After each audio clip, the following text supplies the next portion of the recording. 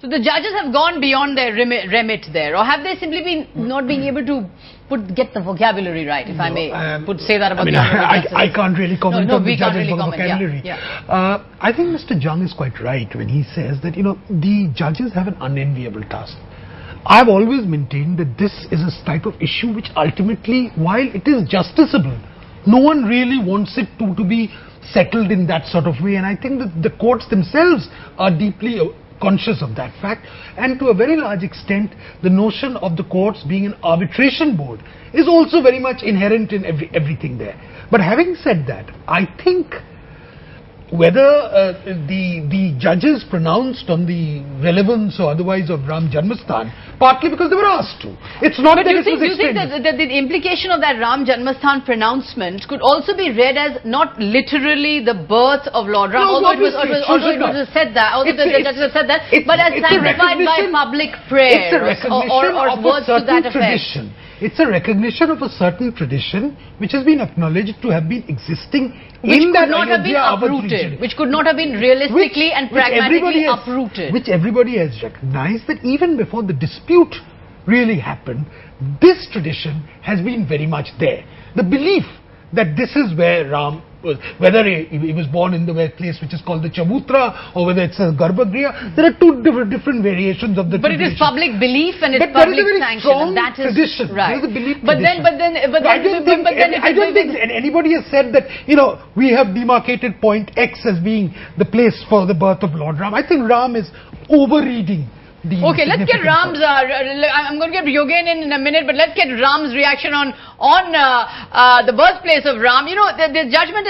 Respond to what Chopin is saying. That it's not literally the birth of Ram that has been sanctified by the court as Janmasthan, but a spot sanctified by public prayer that the court has recognized. I haven't read the judgment, I haven't read the judgment, but certainly the gloss of the judgment given by some of the lawyers has been that it's been an emphatic affirmation. That this fact was there. So actually that's the gloss I've seen on your channel and other channels. But the question that Chopin talks about, I think I agree.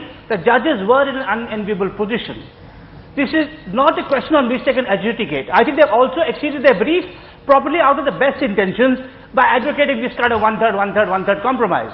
It's because the political class, civil society, religious groups and the government could not come to a resolution because they put the ball in the court, and hence maybe they, then took these rather ambitious proclamations.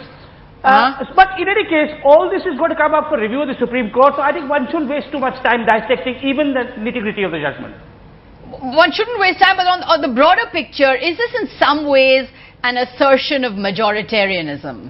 Is it that majoritarianism has now taken a kind of a much more center stage than it did in the past, and there could be things wrong with that assertion, there could be things right with that assertion could be the basis of a new kind of consensus, that assertion could be a fracture, but it is some sort of assertion of this whole, Hindu majoritarianism that people have often felt is not being asserted enough. Do you think that's what this is? Sagarika, it may be unfair to accuse the judges of a certain ideology without reading the whole thing. Maybe they've recognized that but we all know that every judgment is part of a larger ethos which judges share. And one legitimate concern that would come up after the judgment today is whether we have not begun to accept a certain kind of majoritarianism as a part of a given ethos. As a given. In which judiciary and everything else that may be the big change from 1992. Yeah, that's right. What worries me is not so much pragmatism. Pragmatism has to be a part of judicial verdicts, but a certain institutional conflation. We have judiciary working, and this doesn't happen only here. So many institutions in our country take on the job that someone else should be doing. Now, this dispute badly needed political arbitration. I'm not sure anyone asked the courts to do that, but this is what the courts seem to have taken on. And in the process, they have got into things that probably some others might believe they would have avoided. In fact, if I could invert what you said, in the beginning it looked like a verdict which would open possibilities of reconciliation, which is to say one-third, whatever its basis, at least people begin to get used to sharing. This becomes a shared good rather than a complete yes-no situation.